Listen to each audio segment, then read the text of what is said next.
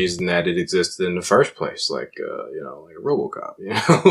Robocop was a whole different movie in the 80s. It was I think the new one kind of tried to use some of those things, but the old one just nailed everything it was going for in the most over-the-top way. For Robocop specifically, I think they tried to make... So the Robocop in the 80s, it had a lot of things from the 80s that were important in the movie that helped push the movie forward. And I think they tried to switch those 80s things to like the 2014. They tried to switch the 80 things to 2014 things, but it's like when they switched that, they didn't switch the other half of the things to like match up with that. So you still have all this 80s stuff with this early 2000 stuff where it's like the original one was like 80 stuff and 80 stuff, and it's like it just meshed so well. And it's like you can't change half the movie without adjusting bits from the other part. Yeah. The original Robocop was kind of like a take on capitalism, it was like a capitalistic farce. Like they were really going in on capitalism. I buy that for $1. Corporations taking over the police force. It was a big time critique on capitalism in that movie. In a fun way that you didn't understand it was a critique on capitalism. Yeah. So the new one tried that, but not quite as fun or as well as the original. No, I didn't hate it, but the original one is definitely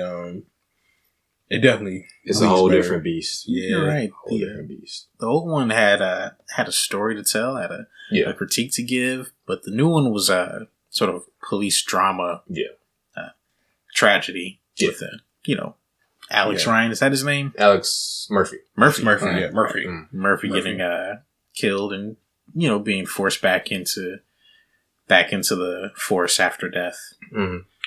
I think though, I did like Robocop himself. I know why. Yeah, that was cool. I did like Robocop himself. Yeah. He was pretty cool. He did all the cool things coolly. So the actor or like the actual Robocop? I don't even actually know who played the actor. Joe Kinnaman, who he did Flag in Suicide Squad. Okay. Boring.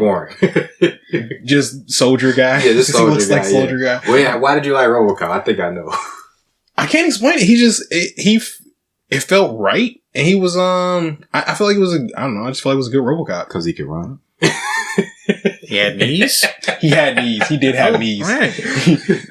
No, the movie was hella decent. Like I didn't mind it at all. Yeah. It was. I had fun while I was watching it. I just knew by the end of it, it didn't leave much of an impression. That's how I feel too. Yeah. It's like I enjoyed the ride. I enjoyed the hour and a half, 2 hours I spent on it. But like at the end of the day, I knew that like OG Robocop is better. Yeah. Like, I don't actually know what the people who saw the old Robocop felt at the time of seeing it, but I do know that nowadays the story that Robocop was telling is a pretty known trope now. Like it's pretty well explored. The concept of mega corporations owning the police. Yeah. The cyberpunk thing.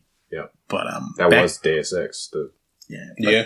Back then it may have been pretty novel, which is why it got such an awesome legacy and spawned all those sequels, all those great sequels. We'll talk about one of those sequels. Wonderful sequels. One of those sequels. A sequel. Yeah. It was a sequel. Samurai Ninja Cyborg sequels. That claymation in 3, that made me want to uninstall my eyes when I was like, I don't know, like 12, whatever that movie came out. I was like, it was rough. It was rough. I guess I saw it when I was like 12, but terrible. Yeah. I knew back then the samurai things were terrible, but RoboCop with a jetpack and a flamethrower, I was on board for that. Yeah, fair enough. You got to get the upgrades, you got to tear up.